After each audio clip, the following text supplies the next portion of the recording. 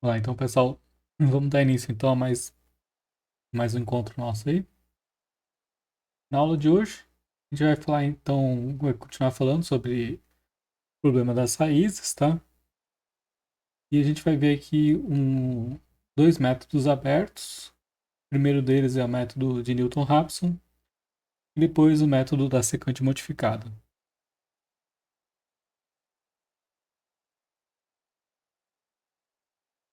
Então, no método do Newton-Raphson,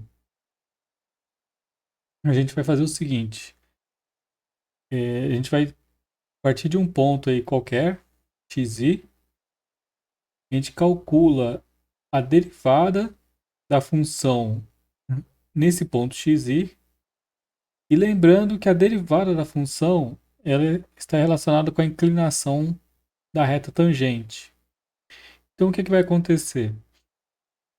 A gente vai prolongar essa reta até ela encontrar com o eixo x, certo? Ou seja, até ela encontrar aqui no eixo x, e aí a gente vai determinar o novo valor aqui desse encontro e vai fazer com que esse ponto seja igual ao x mais 1. Então, ou seja, o nosso próximo x, a nossa próxima estimativa aqui para o zero, ela vai ser o encontro dessa reta tangente com o eixo x, certo? Então, aqui se eu tivesse, se eu pegasse aqui esse ponto aqui, ó, e continuasse na próxima interação, o que ia acontecer aqui, eu iria aqui, então, prolongar aqui essa reta, encontraria aqui o novo ponto aqui, ó, f' de xi, e faria o mesmo caso aqui, ó, faria que acharia a reta tangente, prolongaria essa reta tangente aqui,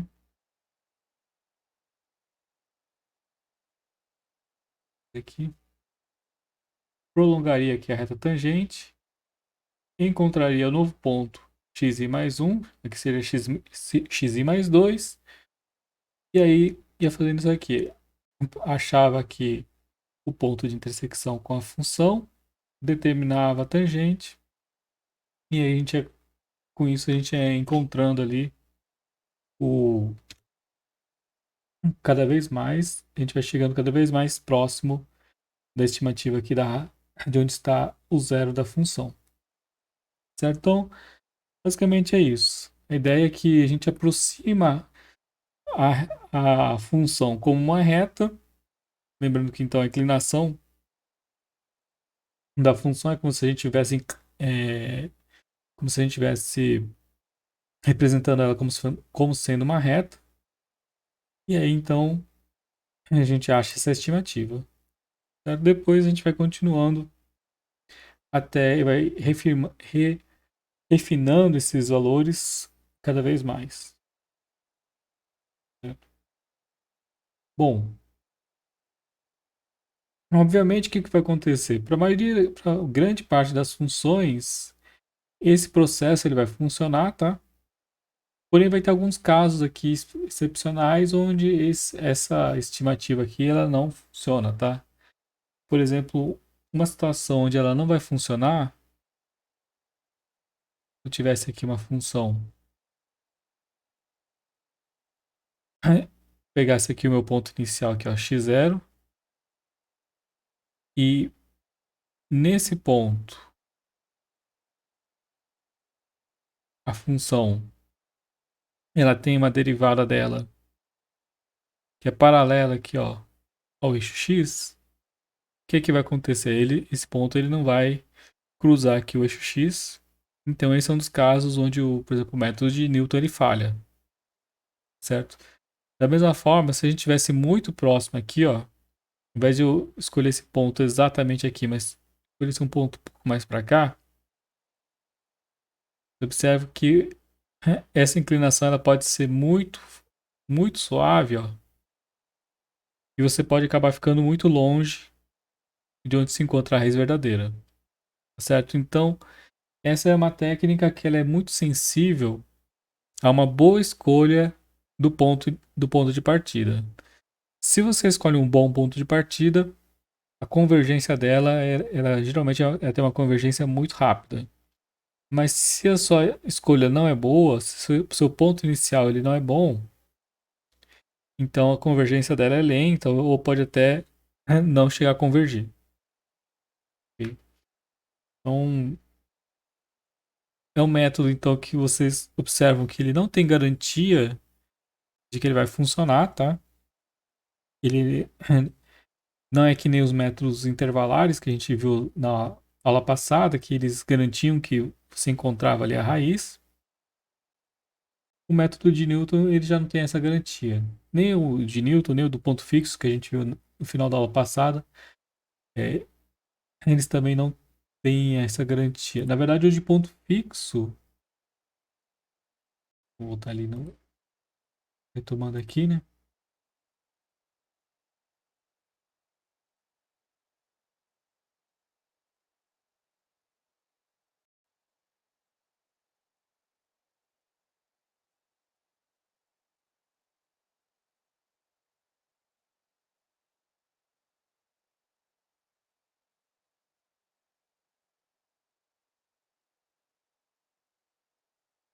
Só lembrando aqui, o método do ponto fixo, ele,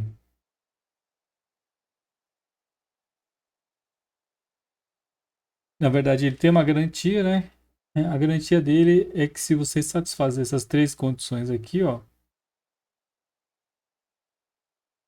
é, e a principal delas é que a derivada da função de iteração no intervalo, nesse intervalo aqui, ela tem que ser menor do que 1.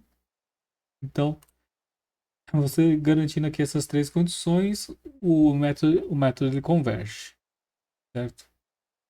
Então, o ponto fixo, ele, você consegue ele, mas ele tem, para você identificar se ele vai convergir ou não, você tem que fazer esse cálculo aqui, tá certo? Não é que nem os métodos abertos, onde se você coloca ali os parâmetros corretos de entrada, ele automaticamente ele vai encontrar para você. E não, aqui nesses métodos você tem que fazer uma conta a mais ali, ou como no caso do Newton, ele não tem essa opção ali, você fica dependendo aí da sua posição inicial. Ok? Então, o método de Newton, ou seja, se eu pego aquela ideia de pegar a tangente, prolongar ela até encontrar o eixo X e determinar a coordenada desse novo ponto, a gente consegue provar aqui que fazendo a manipulação aí hum, geométrica, pegando ali a geometria dos pontos, a gente consegue chegar nessa fórmula aqui, ó. X de k mais 1 vai ser o x de k menos o f de x de k dividido pela derivada do f no ponto xk. Tá certo? Então, só manipulando ali os pontos, só pegando ali aqueles dois pontos, o k mais 1 e o k, pegando a função e a derivada. Se a gente manipular ali essas equações e isolar o xk mais 1, a gente consegue chegar aqui que o xk mais 1 ela só depende, ó. Você observa que do lado direito ela só depende do ponto anterior, da avaliação da função e da derivada dela. Certo? Então, ou seja, para a gente calcular o novo ponto, a gente só precisa das informações referentes ao ponto anterior. Certo? É,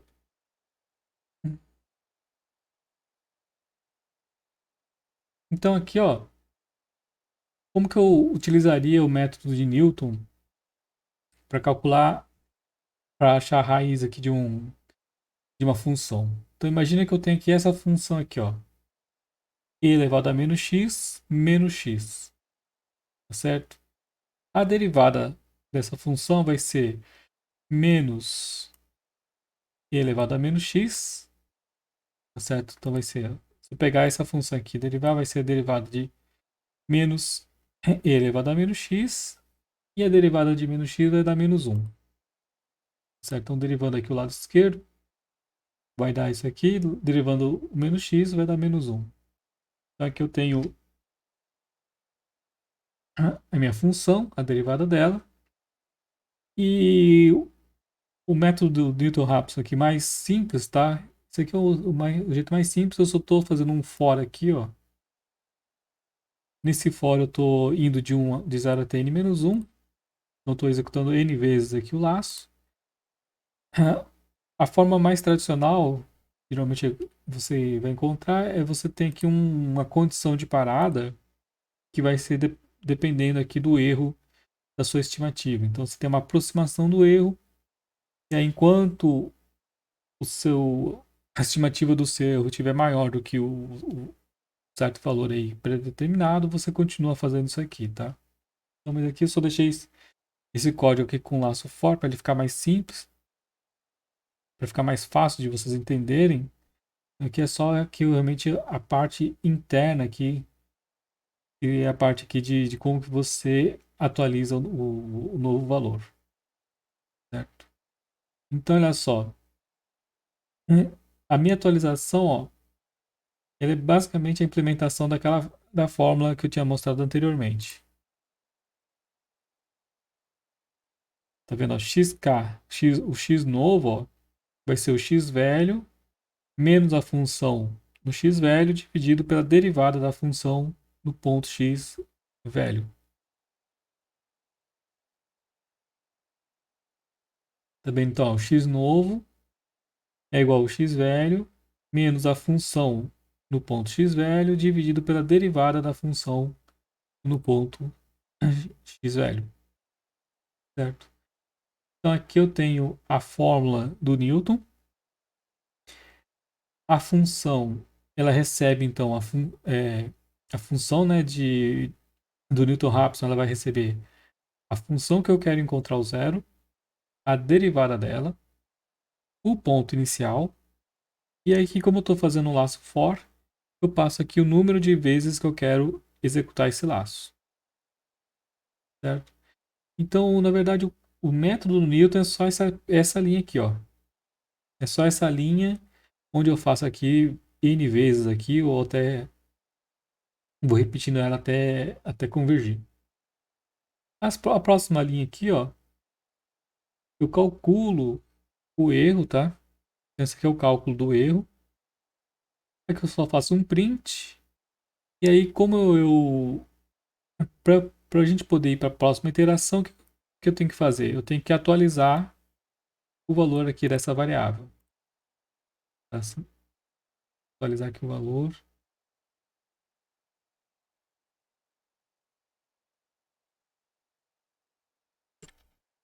Aqui. Tem que atualizar aqui o valor dessa variável para que na próxima iteração o x novo seja igual ao x velho. Certo? Então, é o que eu fiz aqui, tá vendo? Então, o método de Newton-Raphson, em termos de código, tá vendo? Tem poucas linhas. Se eu peço para executar ele aqui, ó, observa que aqui, ó, é, olha só aqui o que acontece. O erro, ó, ele vai caindo de uma forma muito rápida. Tá vendo aqui, ó? Em 4 iterações, que ele executou aqui o laço 5 vezes 0, 1, 2, 3, ele executou 5 vezes, ó. Ele já caiu o erro aqui.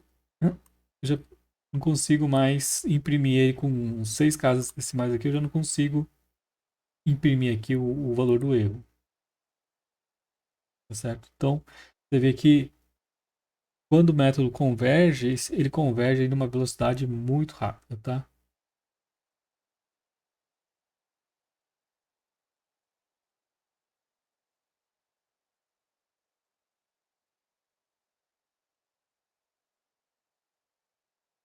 Só executar ele aqui, então.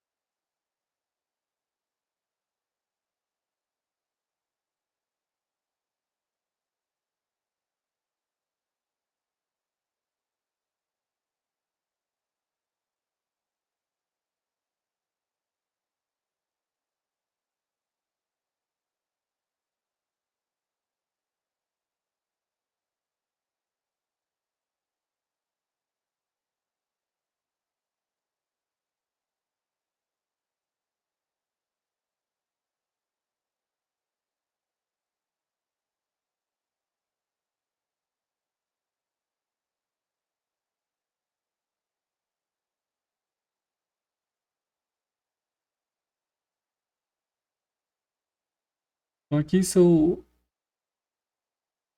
Aqui na verdade a gente tem então. Isso aí que ele está mostrando.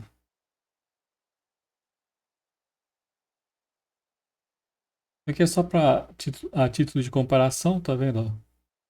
Então esse aqui é a raiz que o método lá do fsolve ele retorna para a gente, tá?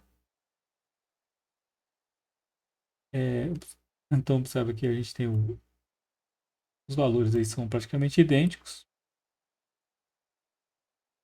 E aí então, se eu também quisesse aqui modificar isso aqui para ele ficar de uma forma mais automática, essa linha aqui do for, a gente deveria substituir ela por um teste aqui, ó. Então aqui o certo, mais tradicional que acontece aqui, ó, é que nós teríamos aqui, em vez de você ter um for, você ter um while aqui, quanto o erro aproximado ou maior do que um erro é, indesejado. Tá certo? Então, ou seja, enquanto o erro que a gente está calculando aqui for maior do que o erro desejado, ele faria aqui o laço. Então, o jeito mais tradicional desses laços acontecerem é dessa forma, tá? Só que aí eu teria que fazer alguns ajustes aqui no código, eu teria que estar um. Então, aqui ao invés de n, passaria aqui o erro desejado.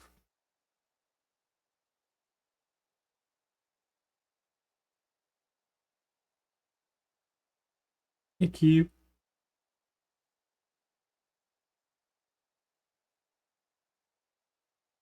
fazer o quê? Só fazer ele um pouquinho maior do que o erro desejado aqui. Só para ele poder entrar aqui no laço aqui, essa primeira iteração sem sair, tá? Então,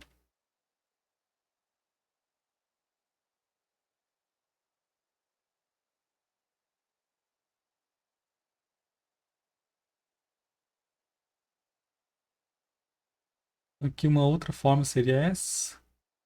Só que ele falou aqui.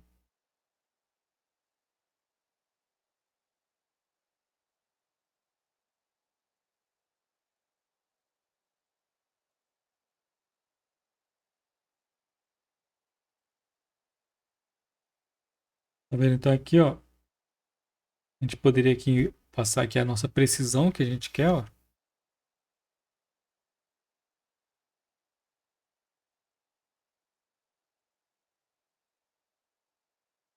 E à medida que a gente vai aumentando aqui, ele vai aumentando as nossas iterações.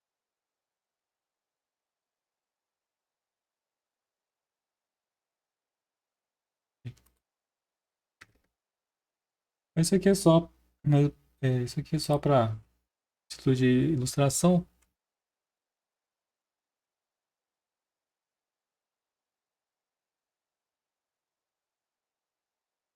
Beleza?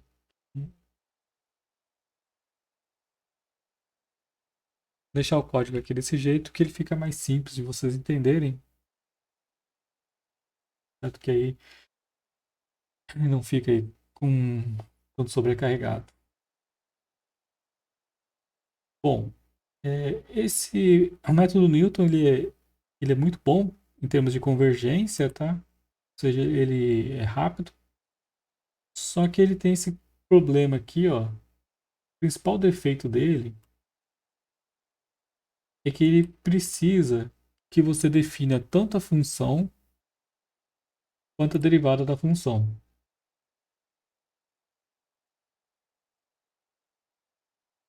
Olha só aqui, ó. O, o método do Newton, para ele funcionar, você diz quem que é a função que você quer achar o zero, mas você também precisa fazer esse cálculo aqui, ó. Você também precisa passar para o método quem é a derivada dele. E dependendo aí da função, pode ser que você não consiga definir essa derivada. Pode ser uma expressão complicada, pode ser uma função que a derivada você não consegue determinar analiticamente, e aí então no caso você não consegue passar para ele esse valor. Então, nesse tipo de situação, tem uma outra uma forma que é um outro método que é chamado método da secante, e ele faz o quê? Bom, o que ele faz? Ele faz uma aproximação da derivada usando aí um método numérico. Então, ou seja, ele vai aproximar a derivada de Newton através de um método numérico, e aí você elimina essa necessidade de ter que passar a derivada dela, certo? Então, só lembrando aqui, ó, não sei se vocês viram lá no cálculo, né? Quem que é a derivada de uma função? A derivada da função é o limite do f de x mais delta menos f de x dividido por delta quando delta tende a zero. Então, eu posso pegar, em vez de pegar o limite, eu posso simplesmente falar, olha, eu vou pegar um delta pequeno, tá certo? E vou aproximar a minha derivada como sendo é, essa minha divisão aqui, ó. Certo? Esse aqui é o método da secante modificada, tá certo? Ela, da secante tradicional, ela pega dois pontos, tá certo? Ela pega um ponto x i mais um e um ponto xi. O da modificada, ela pega o delta aqui, ela entra com um valor de delta que você pode codificar dentro do seu código. Então, a gente vai fazer a mesma conta aqui, ó, que a gente faz para o Newton, só que aqui, ao invés de você usar o f' de x, a gente usa essa aproximação aqui, ó. Certo? Então, eu faço a mesma coisa, certo? Só que agora eu vou aproximar a derivada numericamente usando essa conta. Então, aqui, se a gente fizer a manipulação, substituir o f' por aquela fórmula lá de cima, a gente vai obter essa sequência aqui, ó. O x de i mais 1 é o xi menos delta fxi dividido por f de xi mais delta menos fxi. Então é só substituir essa fórmula aqui que está aqui em cima na fórmula aqui do Newton e aí a gente chega na fórmula da secante aqui, certo? E aí o algoritmo é o mesmo, certo? O algoritmo é a mesma história. É x novo igual a x velho menos delta f de x velho dividido por f de x velho mais delta menos o fx velho. Tá certo? E aí tanto faz. Aqui você pode... Tá vendo? Aqui eu passei a função, o ponto inicial x0, o delta e o número de iterações. Se você quiser também, você pode codificar o delta internamente aqui no seu programa. Pode colocar ali um valor padrão para ele. Aqui eu deixei ele do lado de fora como parâmetro de entrada, porque aí a gente pode fazer os testes aqui, ó. Então aqui, ó, a mesma função, tá? É, aqui com delta de 0,1 e 10 iterações. Você aumenta aqui o valor do delta, você observa que a convergência, ó, ela fica mais lenta, tá certo? Ou seja, a sua aproximação, o delta é aquele delta que vai tendendo a zero. Ou seja, quanto mais longe de zero, pior é a sua aproximação que você está fazendo, pior é a estimativa da sua derivada. Então, se eu começo a diminuir o valor de delta,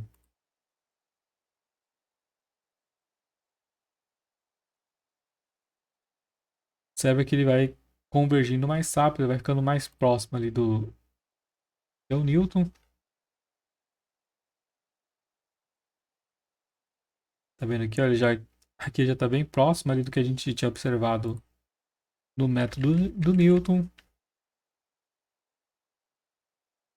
E aí por seguinte, tá?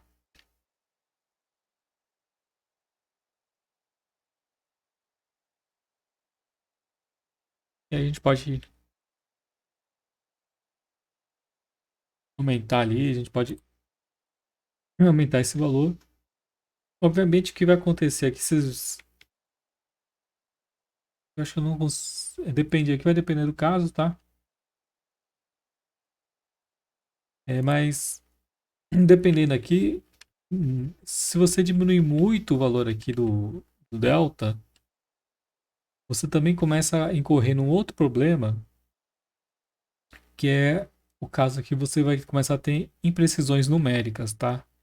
Então, a princípio, você pode pensar assim, se eu diminuir aqui, usar um valor muito pequeno, a minha estimativa vai ficando cada vez melhor. Porém, o que vai acontecer é que você tem aqui as limitações da máquina, as limitações aqui da precisão da máquina. Então, se você usa um valor muito pequeno aqui, a hora que ele vai fazer essas contas, você começa a ter problemas numéricos aqui de arredondamento, e aí a tendência é que esse erro aqui comece a crescer, tá? A tendência é que existe aqui um valor, não existe aí, isso vai depender de cada caso, mas existe um valor ideal de passo aqui, ó, do tamanho do passo, tá? Que a partir do ponto aqui, de determinado ponto, esse erro ele diminui, mas se você começa a diminuir demais esse passo, o erro ele começa a aumentar. Tá? Então depende de cada problema, depende de cada resolução aqui do computador, mas é um efeito aqui que vocês têm que sempre tomar um certo cuidado, porque nem sempre, quando a gente fala aqui de operações no computador, se você começa a ter valores muito pequenos, você começa a ter problemas ali de arredondamento, tá? E aí às vezes você está fazendo, teoricamente, seu algoritmo está tudo certo, tá? Ou seja, na código, a lógica dele está toda certa, mas você tem aqui um problema, que é o problema de arredondamento aqui, um problema de precisão da máquina, que aí se você não levar isso em consideração na hora de executar os seus algoritmos, você pode ter erros aqui que são significativos, tá? A gente tem que sempre tomar esse cuidado na hora de escrever esses códigos. Você tem o código, a lógica tem que estar certa, mas também os valores que você entra aqui, também eles têm que ser valores que não vão dar problemas numéricos, certo? Ou seja, não vai ter problemas lá na hora do computador executar, e ele não vai ter um problema de arredondamento, nada do tipo. Ok? Então, é, fica essa dica aqui para vocês. Vou falar então aqui também um pouquinho sobre um caso especial, que são casos de polinômio, tá?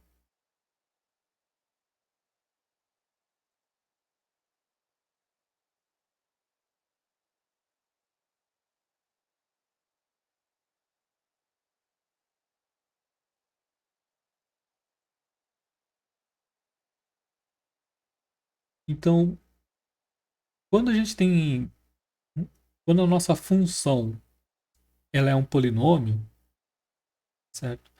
Existe aí uma técnica especial que é que você transforma o seu polinômio, você cria uma matriz, e ela tem um nome especial chamada matriz companheira, e os autovalores dessa matriz, elas são as raízes desse polinômio, certo? Então, quando a gente tem aqui um polinômio, você tem uma técnica aí diferente, uma técnica calibrada só para essa situação, que você consegue encontrar os valores exatos das raízes, tá? Então, por exemplo, se eu tenho aqui ó, esse polinômio aqui de terceiro grau, x ao cubo menos 2x ao quadrado menos 5x mais 6. Se eu quero saber as raízes do polinômio, eu executo aqui o comando roots, certo? Então ele pertence aqui à biblioteca NumPy, e aí basta você definir aqui ó, uma lista contendo aqui os índices do polinômio, E aí executa o comando roots e ele vai retornar para vocês as raízes, né, desse polinômio. Tá certo? Aí ele faz tudo automático, ele já calcula, ele já transforma isso aqui numa matriz, naquela matriz companheira, acha os valores e aí te retorna para vocês as raízes. Então, no caso aqui, quando você tem então um polinômio, não é preciso você usar aqueles métodos anteriores. Você pode usar essa função aqui que ela já te retorna com mais precisão, certo? E também se você quiser saber o valor aqui da função nesse ponto, você quer saber o valor da função em um determinado ponto, você não precisa codificar essa função ali, você não precisa codificar isso aqui no seu programa. Você pode usar a função aqui polyval, ela já tem aqui ela já implementa o cálculo do valor de um polinômio. Você passa os índices, os coeficientes do polinômio, o valor do x, que você quer que ele faça o cálculo, e aí ele calcula para você o valor do, do polinômio nesse valor aqui. Certo? Então, é bem tranquilo. Então, esse caso especial aqui, ele não tem nenhum segredo, é só você usar essa função aí que já está implementada. Então, aqui eu só queria revisar aqui com vocês, ó. Então tem aqui a bissecção, tá certo? Na bissecção a gente pega o ponto médio aqui do nosso intervalo, divide o problema pela metade, e aí a gente vê qual das duas metades que está a nossa resposta.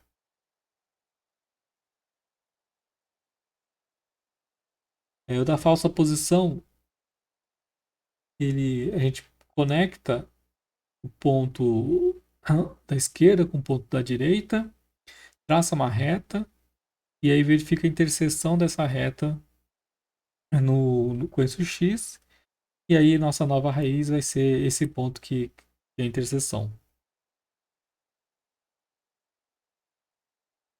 O do ponto fixo é o método aberto, então a gente tem que criar a partir da função f.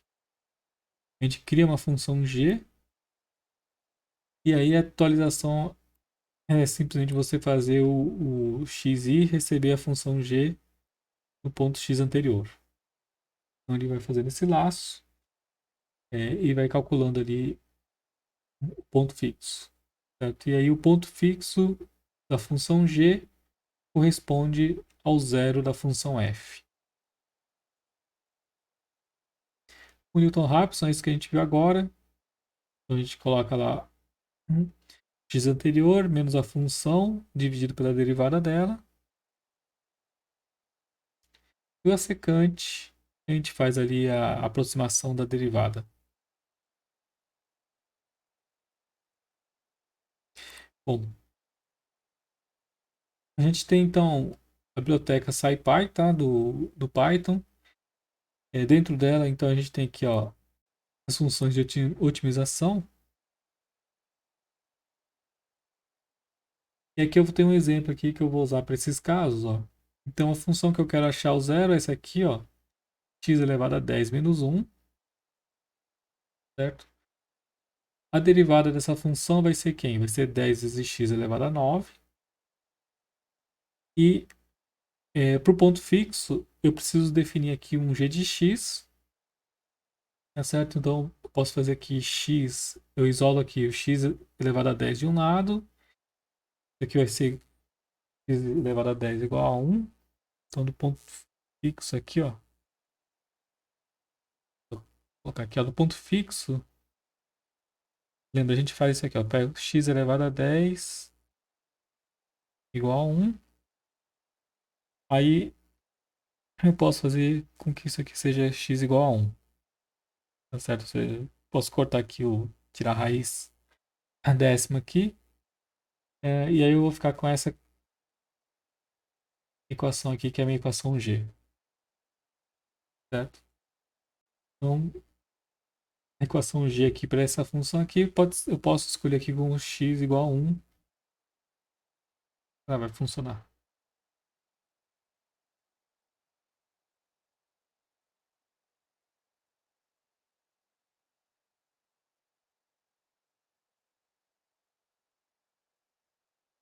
E aqui um outro exemplo, tá? Ela é elevado a menos x. Menos x, a derivada dela a gente já tinha visto, é menos x e a menos x menos 1. E aqui é a mesma coisa, aqui no ponto fixo, eu tenho aqui a função aqui é e elevado a menos x menos x. Eu posso isolar aqui o x de um lado,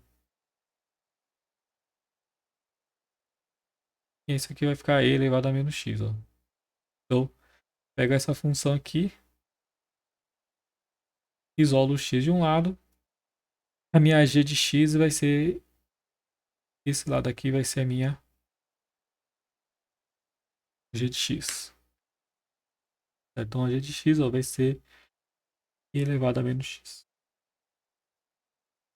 Ok?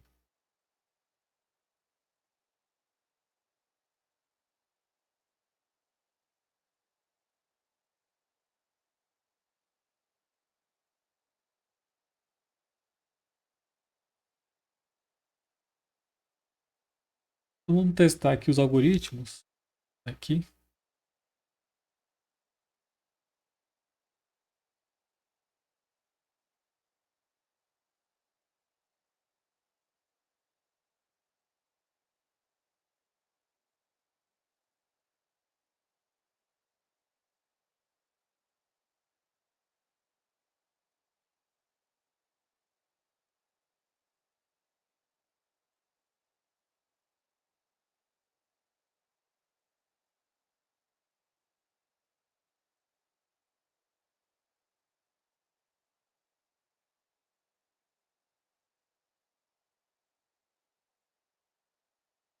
Aqui está a minha primeira função, x elevado a 10. E então, dentro lá da função lá da biblioteca do SciPy, aqui dentro dessa biblioteca aqui, ó, SciPy Optimize, eu tenho aqui as funções. Eu posso chamar diretamente aqui, ó, a função de bissecção do Newton, o Brent também, que é uma outra que ele tem implementado ali. E aí tem essas genéricas aqui, ó, que é o root escalar. E aí eu posso escolher aqui, eu posso usar o método qualquer, ou posso aqui escolher o método da secante. E o padrão aqui, que é o root. Então você tem várias. Você tem aqui dentro lá da biblioteca, você tem várias implementações diferentes. Você pode então escolher um método específico. Você pode deixar ele para escolher aí que ele achar melhor, tá? Então, se eu executo aqui o código, import não.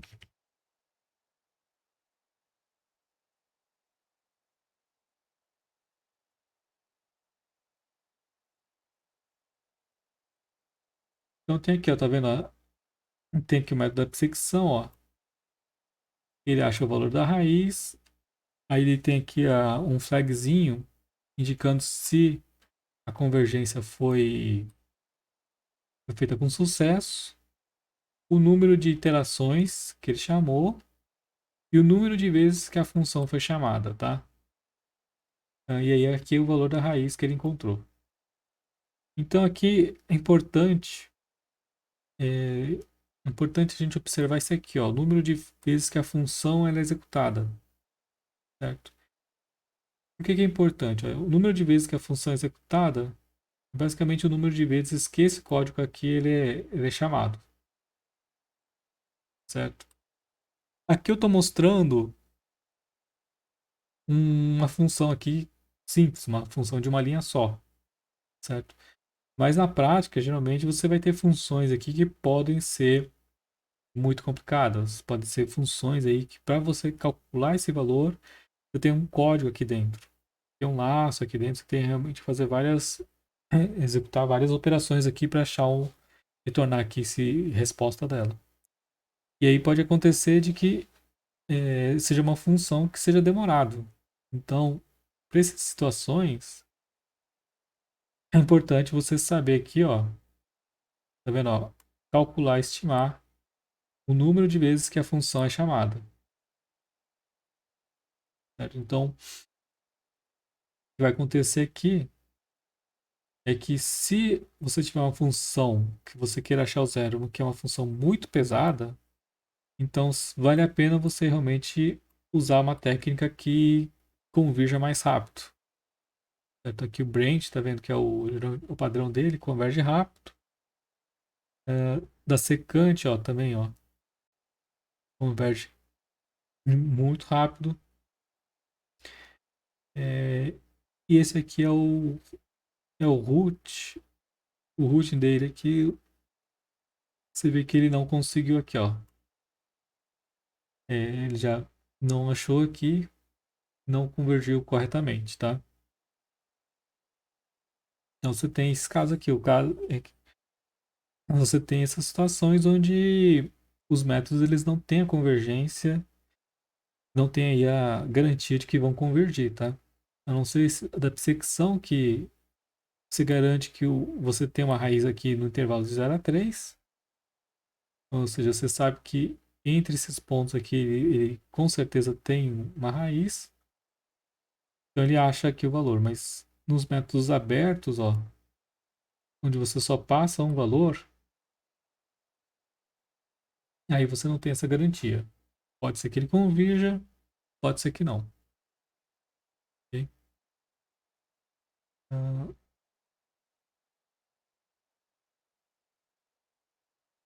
aqui é a mesma coisa, só executei ali os nossos códigos que foram feitos, tá? Então observa que aqui a maioria deles eles também rodaram. Vou executar de novo aqui.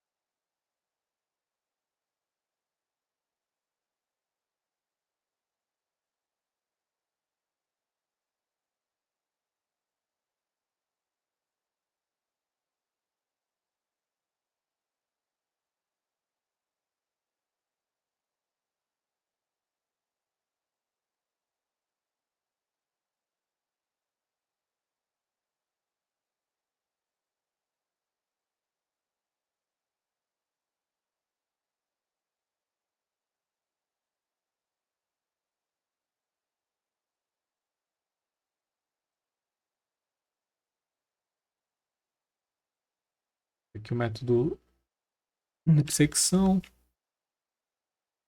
Eu da falsa posição e já te deu outro valor aqui. O do outro também, tá vendo? Nesse caso aqui, ó, eles já não convergiram, tá? Então você observa que dependendo ali do ponto inicial, é, eles não vão conseguir achar aqui o valor, certo?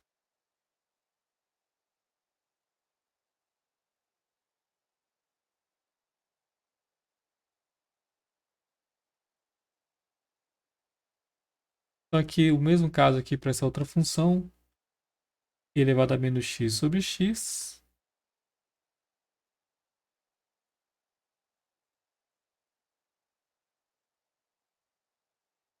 A gente tem aqui o gráfico dela.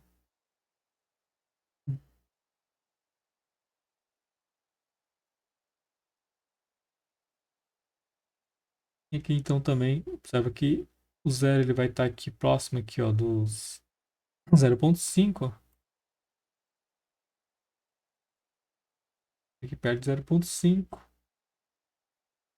E aí também a maioria dos métodos ó, ele também vai convergir para esses valores. Os métodos abertos, a tendência deles é eles serem mais rápidos, ó.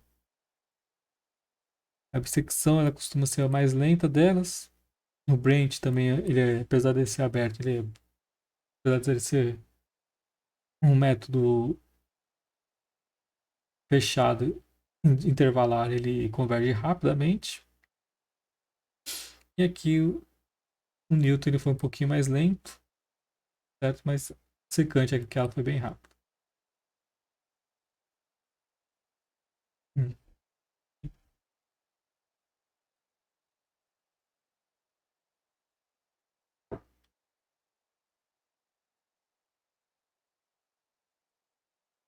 Então, esses são todos aí métodos, cada um deles tem pontos ali onde eles vão falhar. Nenhum deles você tem garantia de que vai funcionar melhor do que os outros. Sempre vai ter um caso ali onde um vai se sobressair em relação aos outros, tá? Vamos ver aqui alguns exemplos, então.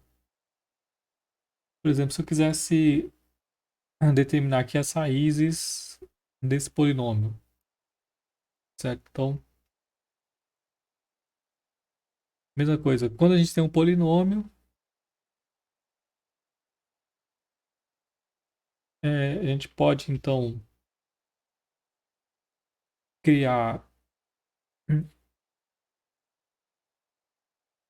a lista contendo aqui os coeficientes dele.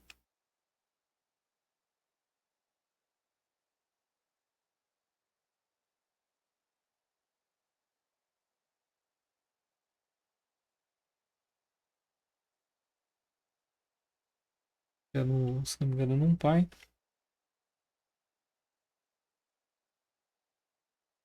E aí a gente chama aqui a função roots e passa aqui o polinômio como um parâmetro, certo? Então,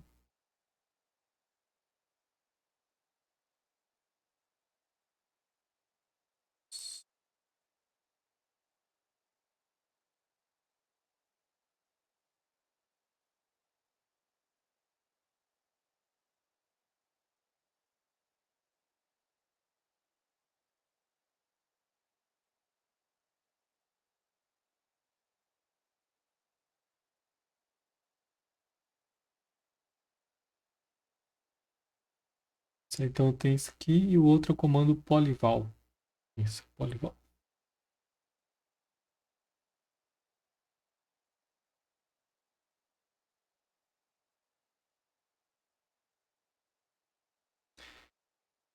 Então, se eu quiser, então, calcular aqui se eu quiser calcular ali o valor da função em um ponto, eu passo aqui o polinômio e o valor dela aqui nesse ponto. Então, aqui o valor dela é no zero, que vai ser zero, zero, zero, vai dar aqui menos 12. Certo? Se colocar aqui um outro valor, menos 17,5. A gente fizer aqui as contas, menos 12, menos 21, mais 18. Menos 2,75 deve dar aí 17, menos 17,75. Então, determinar aí as raízes do polinômio. Tá vendo? A vantagem desse método é que, diferente ali dos outros que a gente viu, ela já te retorna todas as raízes, ó. Tá certo? Os outros métodos, eles retornam apenas uma das raízes que ele retorna ali a primeira raiz que ele te encontra. Tá certo? Se tem mais raízes naquele intervalo, você tem que rodar o programa com outros pontos iniciais ou outros intervalos. No caso do comando de puts, que trabalha com polinômios, não. Ele já retorna para você todas as raízes que existem. Então, essa é outra vantagem aqui desse tipo de comando aqui. Já está bem calibrado aqui para os polinômios.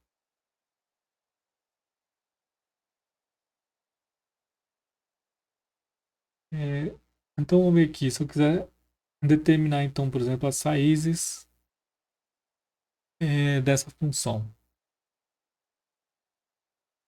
O que eu tenho que fazer?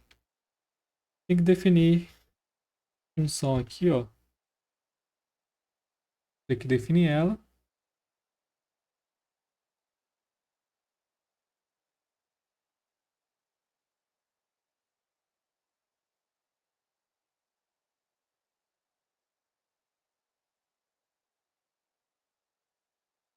E aí eu tenho que retornar o valor. Então eu calculo o valor dela. Eu passo aqui tudo para um lado só. E eu vou retornar aqui o valor da função como resposta. E aí eu posso agora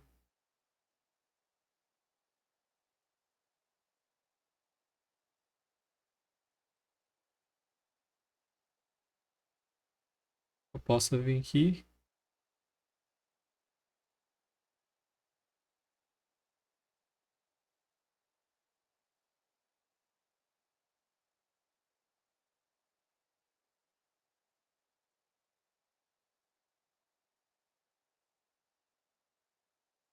Chamar aqui a função.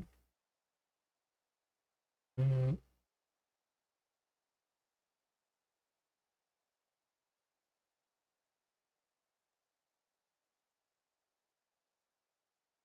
Aqui, deixa eu só ver aqui, ó. Então aqui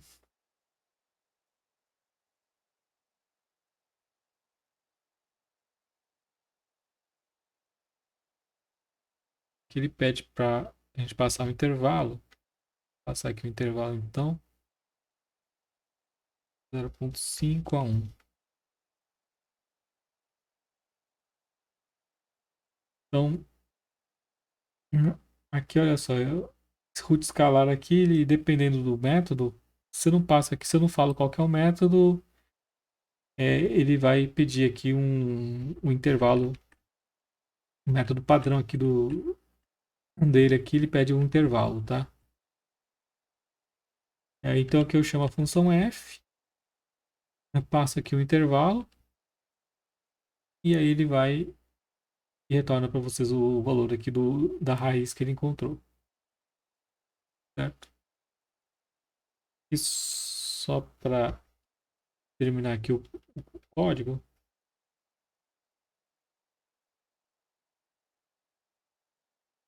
eu posso então, dentro do seu programa, você pode salvar essa resposta aqui com um valor, uma variável qualquer.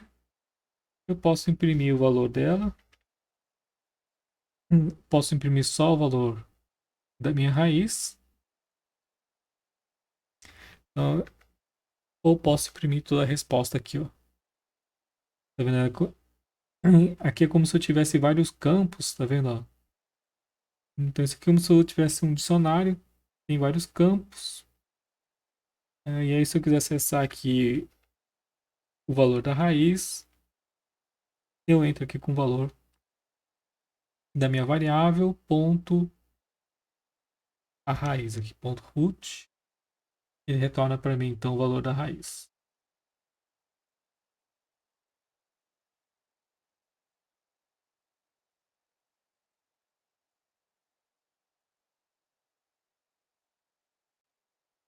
Certo?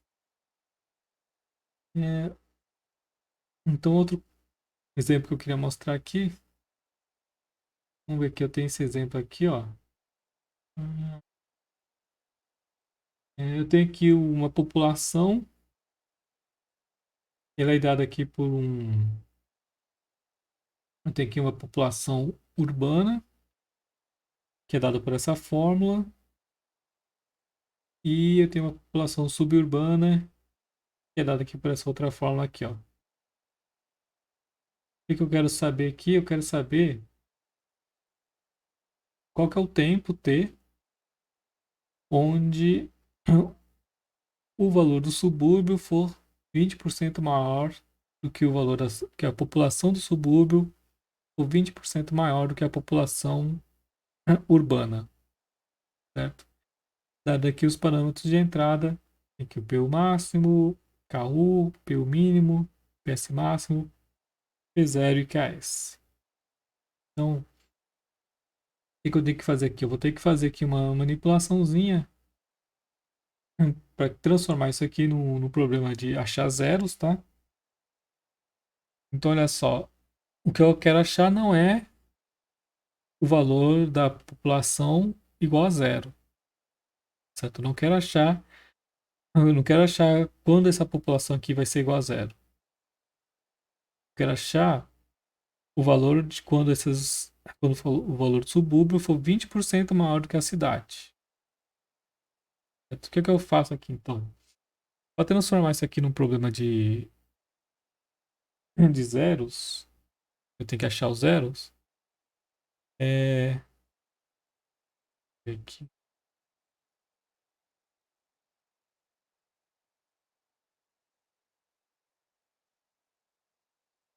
Eu vou ter que. é,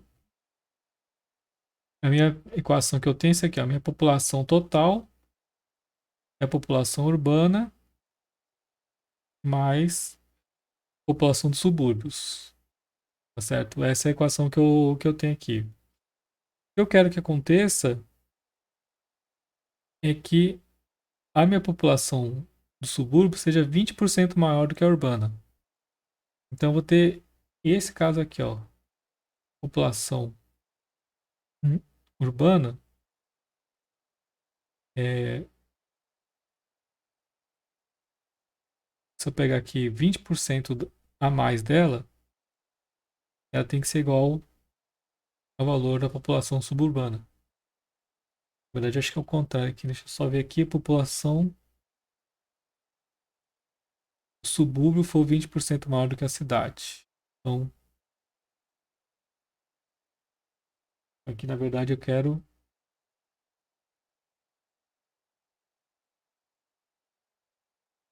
É isso mesmo aqui. Vamos raciocinar aqui. Quero que.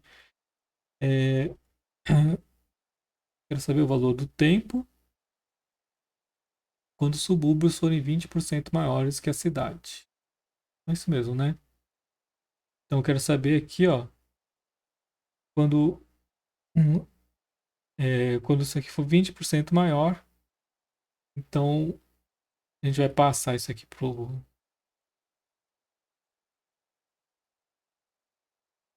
A gente passa isso aqui pro outro lado. E aí você vai ter uma equação desse tipo aqui, ó.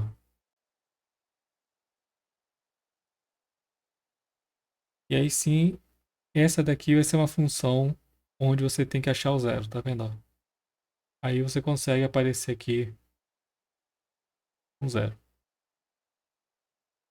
Então a gente consegue então transformar a nossa equação original num problema onde a gente tem que determinar aqui o zero da função.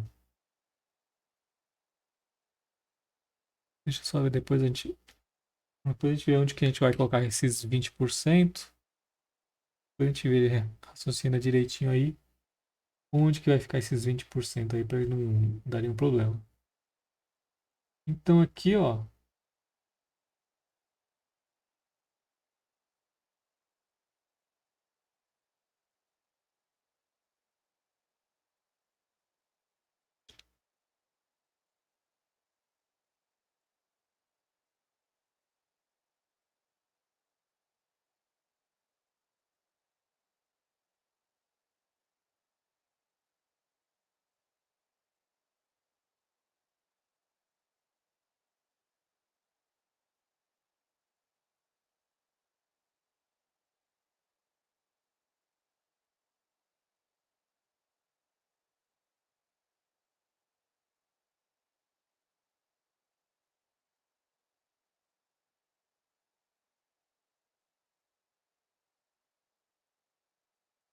aqui eu vou criar então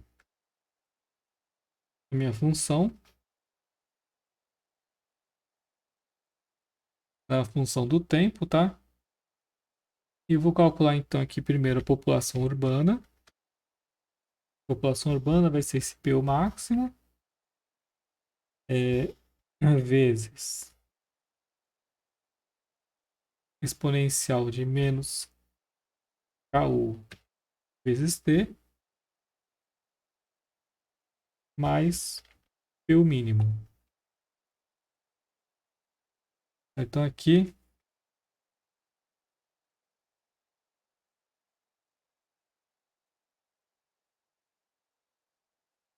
eu peguei aqui então essa fórmula aqui, ó.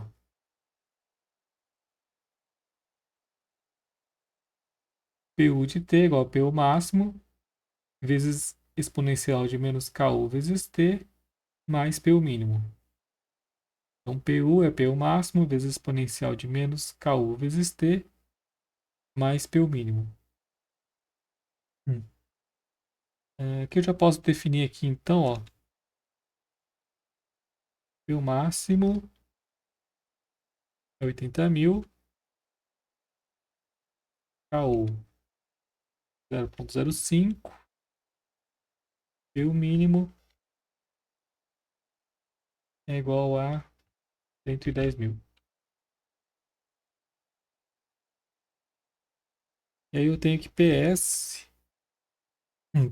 conseguindo aqui a equação aqui do problema. PS vai ser quem? Vai ser o PS máximo. PS máximo dividido por 1 mais PS máximo dividido pelo P0 menos 1 vezes o exponencial por aqui menos KS vezes T.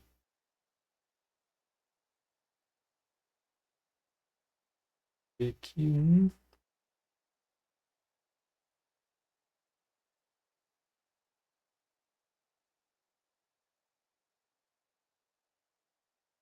esse parênteses vem para cá. Então, PS dividido por 1 mais PS máximo dividido por P0 menos 1. Eu só tenho que olhar aqui, acho que esse 1 aqui ele tá fora dessa divisão, tá? E eu acho que esse menos 1 aqui, eu acho que ele tá fora dessa divisão. Isso aqui vezes, então, exponencial de menos KS vezes T. E aqui é a mesma coisa. Esse máximo deu 320.000. E o KS 0,09. E o P0 10.000. Aqui eu tenho é, aqui eu tenho então a definição da função, tá? E o que é que eu vou retornar aqui? Agora que a gente tem que ver aqui como é que a gente vai colocar direitinho aqui esses 20%, né? Determina então aqui os valores correspondentes quando os subúrbios forem 20% maiores que a cidade. Então aqui eu vou querer, se não me engano é isso mesmo, eu vou fazer aqui um.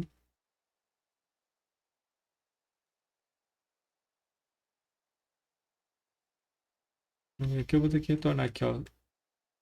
A população urbana vezes 20% menos a população do subúrbio. Certo? Nesse caso, então, aqui a população urbana vai ficar 20% maior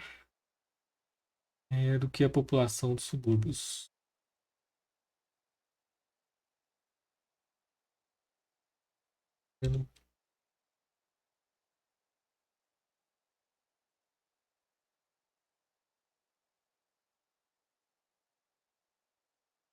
E aqui é a mesma coisa, a gente chama aqui a função. Aqui eu posso usar aqui um intervalo aqui, ó. Pode usar um intervalo. A gente tem aqui os valores iniciais aqui, então a gente sabe mais ou menos onde que vai estar a nossa resposta.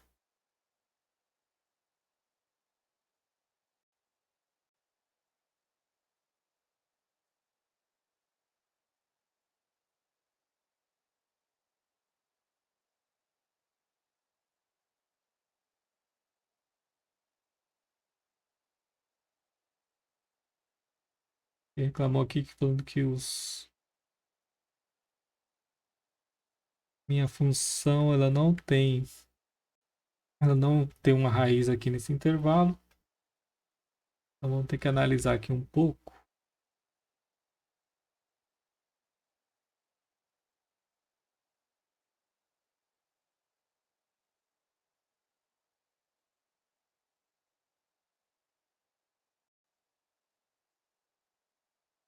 Aqui como é que é o comportamento aqui dessa função.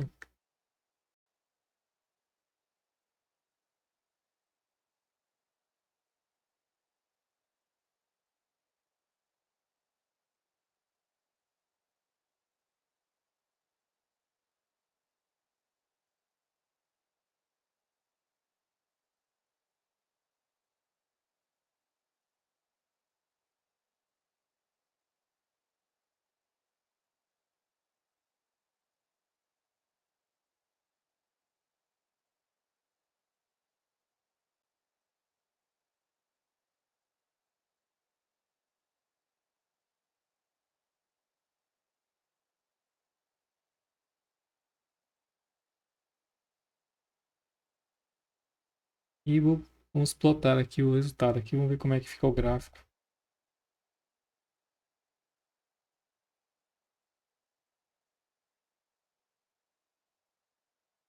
Vamos ver aqui o gráfico da função.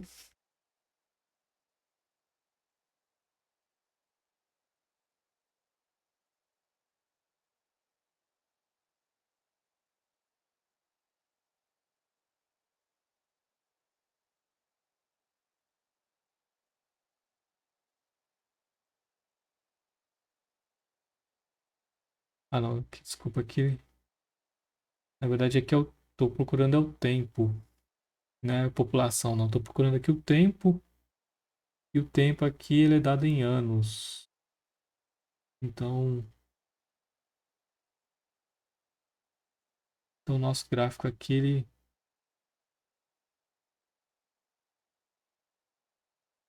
esse meu tempo aqui, esse meu intervalo aqui, ele vai ser bem pequeno mesmo.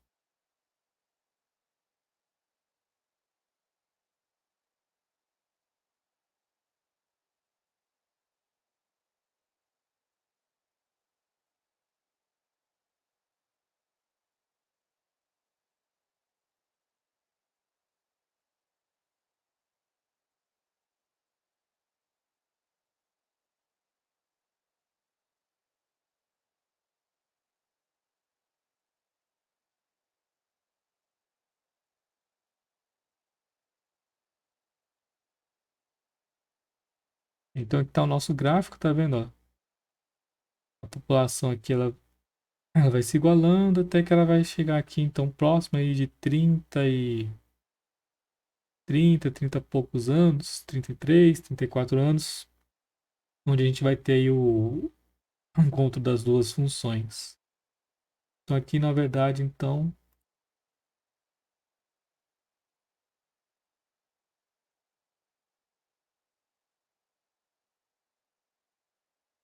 a nossa resposta ela teria que estar nesse intervalo aqui de entre 1 e 50. Tá vendo? Acontece ali em 36 anos. Então, na verdade, aquele intervalo nosso que eu tinha colocado, ele estava realmente estava a nossa raiz estava fora ali desse valor. Então, hum, a gente tem aqui então resposta real. Se eu,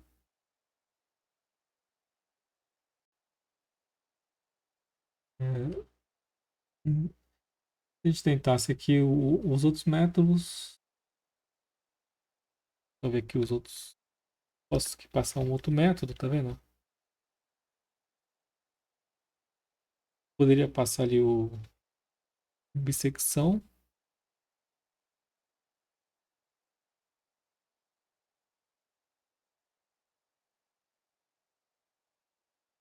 E aí você poderia também passar qualquer outro método aqui. Acho que se não me engano, que ele usa aqui é o secante.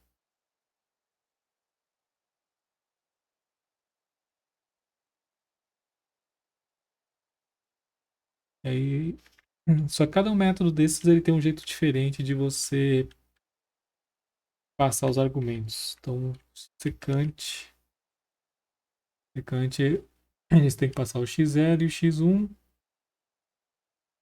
Aí você tem que olhar a documentação, tá? Cada um deles tem um método aqui um pouquinho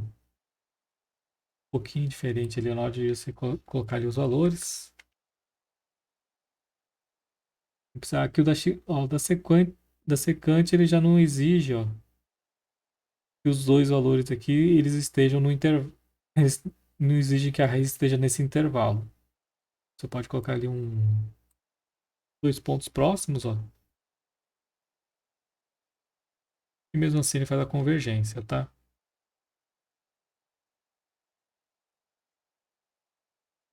É, hum, vamos só passar aqui mais esse. Vamos só se dá para passar esse outro exercício. Hum, Então suponha que a gente tem esse caso aqui, ó, onde eu tenho aqui um onde eu tenho essa reação aqui de quebra aqui de separação da água, tá? Em hidrogênio e oxigênio. E aí eu tenho que a fração molar aqui que vai se dissociar, ela obedece aqui essa equação, onde o P aqui é a pressão total da mistura, tá? Então, o que a gente quer saber aqui? Eu quero saber, ó, baseado aqui nesses valores aqui, qual que é a fração molar, qual que é o valor de X, tá certo? Que eu vou ter aqui, se eu tiver essa pressão, né, e esse valor aqui de K, certo? Então, aqui a ideia também, basicamente, aqui é a mesma, tá? A gente vai só hum, fazer aqui, eu tenho aqui a função, eu vou entrar aqui com o valor de X como um valor de entrada, e eu tenho que fazer o quê? Eu tenho que transformar agora isso aqui, ó, em uma função onde eu preciso encontrar o zero, certo? Para fazer isso aqui, basta eu pegar o K aqui, ó, passar para o lado direito, e aí você tem uma função aqui, vai ter o zero aqui do lado esquerdo, vai ter uma f de x, é, uma função que só vai depender de x, do K que é dado, do valor da pressão que é dado também. Então aqui fica uma função com uma única variável. Então aqui, ó, eu vou fazer então com que eu tenha aqui o valor de x dividido por 1 menos x. Isso aqui vezes a raiz quadrada de 2 vezes a pressão dividido por 2 mais x. Então aqui eu tenho o lado direito da minha equação. É, e, e aqui eu vou subtrair o valor de k para que isso aqui seja transformado num problema de encontrar o zero. Então, o valor de PT é igual a zero, é igual a 3, e o valor de k é 0,05, certo? Então aqui eu tenho então a minha função. Então o grande problema aqui que a gente tem é sempre isso aqui, ó. O problema que vocês vão ter que sempre encontrar é como é que vocês convertem as equações que vocês conhecem, e transformam isso num problema de encontrar o zero. Então aqui é fácil, é só você manipular ali os lados aqui da equação. Isso aqui vira aqui num problema de encontrar o zero da função. Se você quiser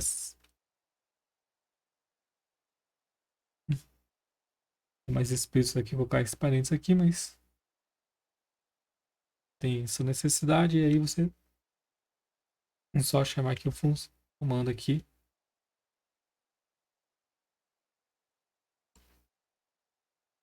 copiar aqui de cima.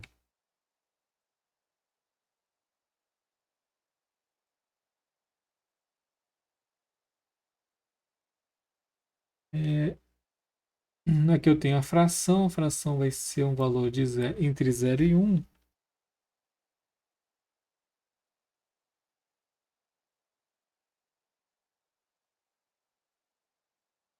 Então, só colocar aqui dois valores, tá vendo que tem ali minha fração 0,028.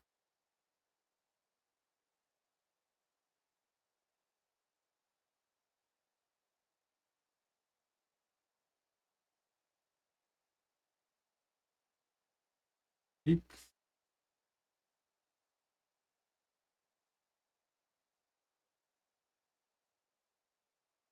que a mesma história, tá, ó. Imagina que eu tenho aqui aqui eu tenho aqui um canal. Eu tenho um canal e tem um fluido que está passando por esse canal. E aí eu quero saber então qual que é o fluxo, qual que é o valor do. Na verdade, eu quero saber aqui o fator de atrito, tá certo? Que é dado aqui por essa fórmula aqui, ó. 1 sobre a raiz do fator de atrito, mais duas vezes o log de epsilon dividido por 3,7D, mais 2,51 dividido por número de Reynolds vezes raiz de F. Então tem aqui essa equação, tá certo? E aí, se eu quiser determinar aqui a resistência ao fluxo, para esses valores aqui, ó, se eu quiser então saber aqui o valor do F, que obedece aqui a essa raiz, só fazer a mesma coisa, equaciona aqui isso, equaciona aqui esse valor, não importa. Então, observe que aqui eu tenho essas raízes de F, logaritmo com raiz de F aqui, não importa, não importa aqui como que é, quão complicado que é a função aqui dentro. O que você tem que se policiar aqui é o quê? É saber se você tem todos os valores, todos os outros valores, ó. Se eu tenho aqui o valor dessa constante, aqui, ó, tem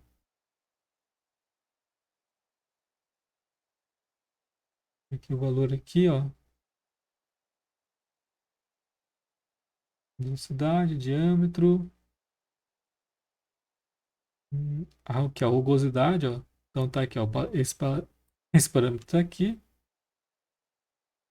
O valor de D tá aqui, dado aqui no problema. É, esse número aqui, eu preciso do ρ, que tá aqui o valor. Eu tenho a velocidade V aqui. O D, que é o diâmetro que foi dado. E o Mi, ele está aqui também. Certo? Então, o que, que eu tenho aqui? Apesar de vocês terem várias letras, vários símbolos aqui, isso aqui é tudo constante, tá? Então, isso aqui é uma constante, isso aqui é outra constante, isso aqui é uma outra constante, certo? A única variável que eu tenho aqui dentro é o f, tá certo? E então, o problema aqui eu tenho isso aqui, é uma função que eu tenho zero de um lado, o f do outro lado, com várias outras constantes aqui, mas aqui no fundo, então, você tem esse problema aqui, ele é um problema de você encontrar raízes, certo? Se você tentasse resolver matematicamente, isso também ele acabaria conseguindo uma hora. Mas aqui numericamente a gente pode, então, é mais simples. Posso simplesmente aqui, ó,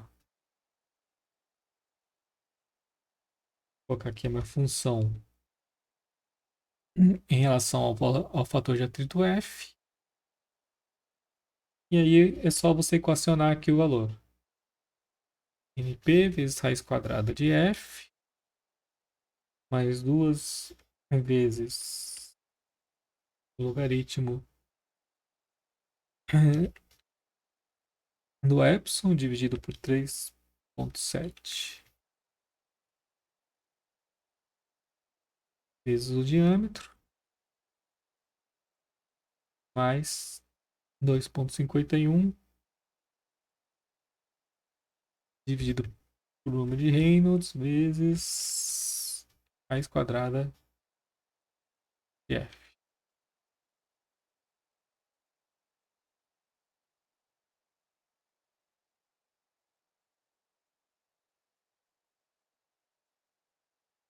Então tá aqui a equação, tá vendo? Ó?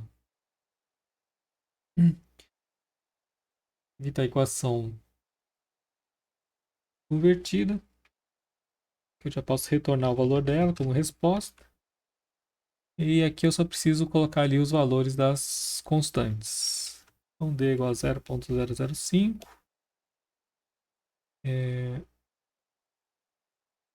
Um epsilon vai ser igual a 0,00015.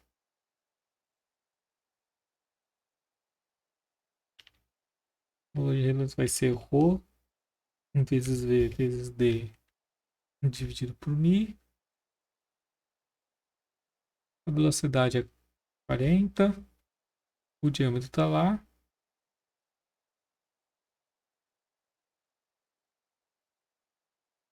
E o valor de ρ é 1,23.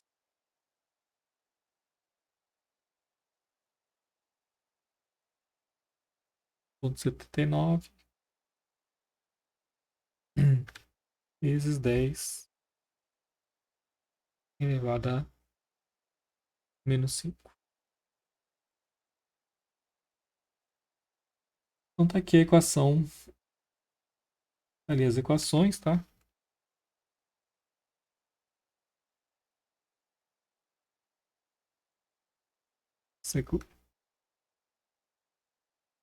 Não vai dar, mas se você quiser colocar aqui um valor qualquer, você consegue ali achar o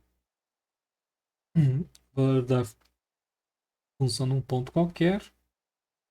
E para você saber, então, a gente saber aqui o formato ali, mais ou menos, de onde que vai estar a raiz, sempre bom a gente estar plotando aqui o gráfico primeiro.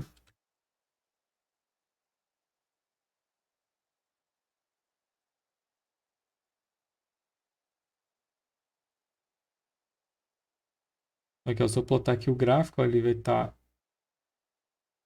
Você vê que ele tem que. Ele faz aqui esse formato.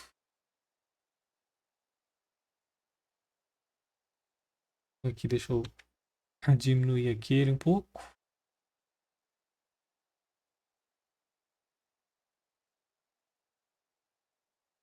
E aí você tem, então, se não me engano, aqui ele fala.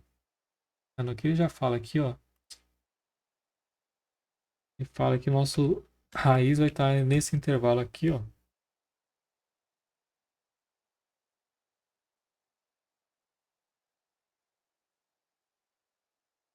Então aqui eu calculo já coloco o meu intervalo. Eu já tinha colocado ali, o fator de atrito ele vai estar nesse intervalo. Então eu já coloco ali onde que vai estar a minha busca. Aqui, ó. Eu tenho aqui a equação, tá vendo? Ele passa aqui no zero, ó, perto aqui do valor de 0,03. E aí, então basta vocês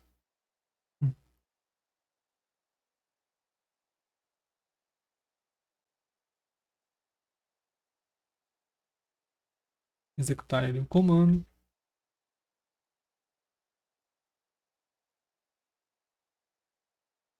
Aqui, como eu sei que o intervalo já foi definido,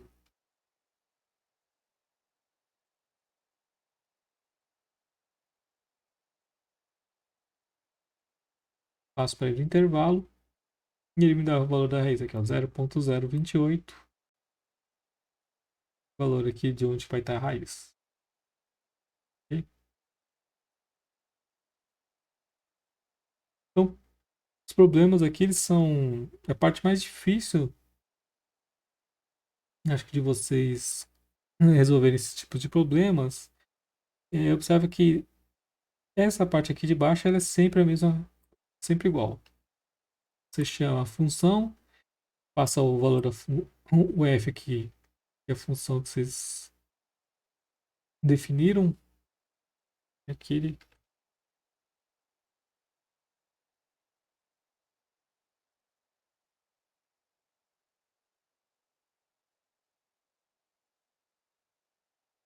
fala aqui, depois eu vejo aqui.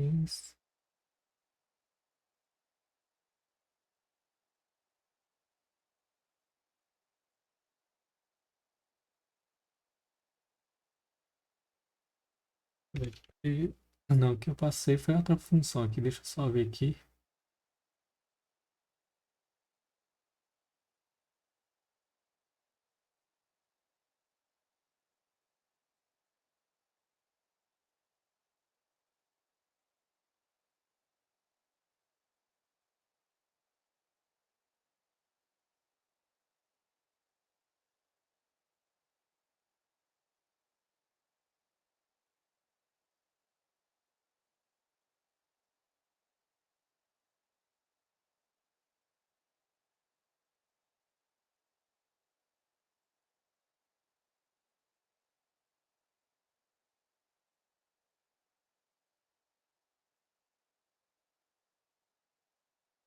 Tem que olhar que essa função que tem que ver aqui tem alguma coisa.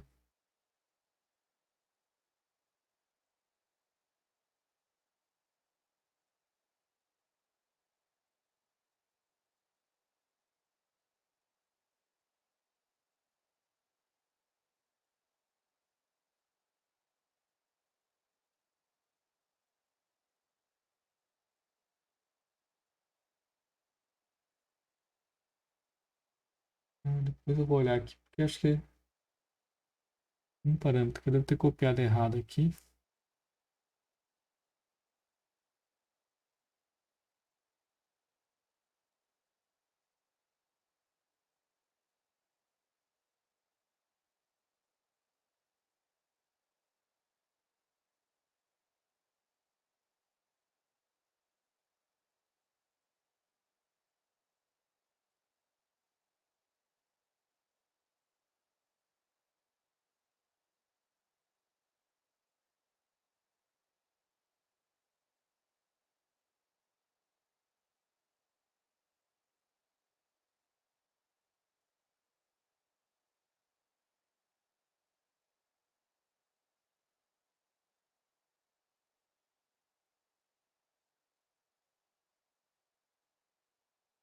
Depois eu vou ver aqui essa função aqui, ela não tá passando aqui não, pessoal. Depois eu vou ver, depois eu vejo aqui por que que ela, qual parte aqui que está codificada errado. Dividido por raiz de f duas vezes log.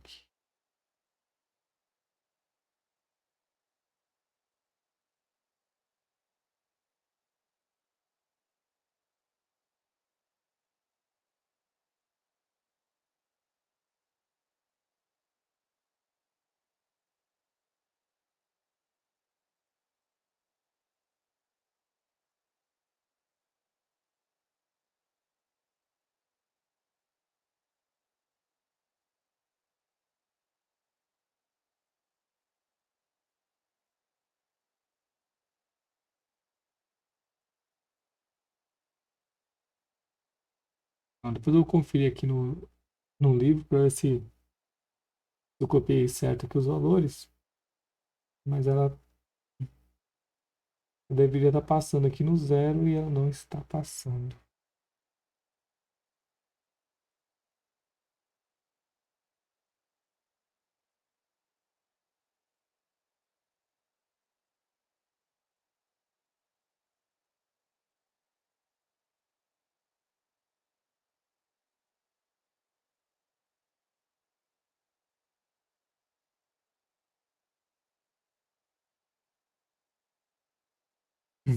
Depois eu vejo aí. Mas em todo caso, o processo é sempre o mesmo. Tá certo? Vocês viram que o processo aqui, ele A parte aqui de baixo ela é praticamente constante. E muda sempre esse pedacinho aqui, ó. A única parte que fica mudando, que vocês vão alterar, é a definição aqui da função. E aí essa função ela sempre vai depender ali do problema que vocês querem resolver.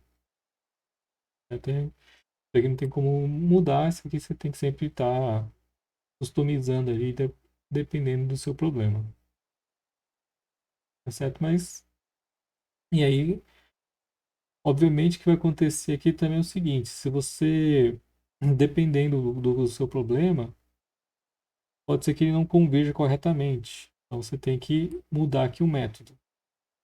Tá certo? Às vezes você precisa usar um outro método para que a convergência aconteça. Aqui, né, esses casos aqui, a maioria deles, a gente viu que eles convergem com praticamente todos os métodos. Quando eu fiz esses testes aqui, ó, ele vai convergir para a grande maioria, tá certo? Mas tem alguns que eles não vão convergir, e aí você geralmente tem sempre um outro que acaba convergindo. Então é sempre, isso aí sempre às vezes é muito, o começo aí é muito vocês realmente terem essa tentativa e erro. O da psicção, se você sabe qual que é o intervalo onde tem a raiz, ele é garantido de vocês convergirem, tá? A psecção e o branch, se você sabe o intervalo, eles vão te dar essa garantia. Os outros, eles não são tão exatos, apesar deles serem bastante eficientes, eles não vão te dar essa garantia. Beleza? Beleza, pessoal? Alguma dúvida aí?